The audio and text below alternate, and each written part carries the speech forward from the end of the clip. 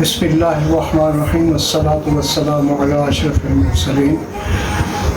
اللہ رب العزت نے قرآن مجید میں یوسف علیہ السلام کے نام کی صورت اتاری اور اسے احسن القصص قرار دیا ہے، احسن القصص قرار دیا۔ اس میں بہت ہی مختلف قصے ہیں، ان میں سے آج ہم ایک بیان کریں گے حضرت یوسف علیہ السلام کی قمیص یعنی کرتا۔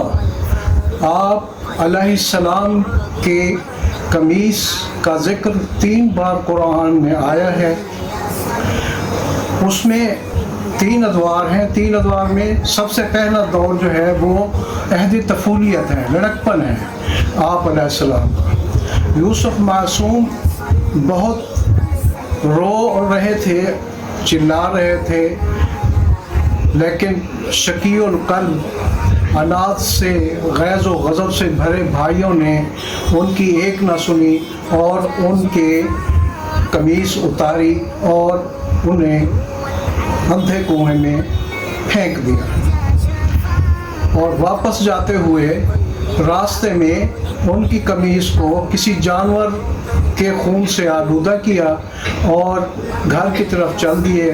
گھر کے نزدیک جیسے ہی پہنچے تو لگے دہائیاں دینے اور مگرمچھ کے آنسو بہانے کہ ابا جان بہت ظلم ہو گیا، آپ جیسے کہتے تھے، آپ نے جیسے خدشہ ظاہر کیا تھا کہ یوسف کو مت لے جاؤ، کہیں ایسا نہ ہو کہ آپ لوگ کھیل کود میں مصروف ہو اور یوسف کو کوئی بھیڑیا کھا جائے۔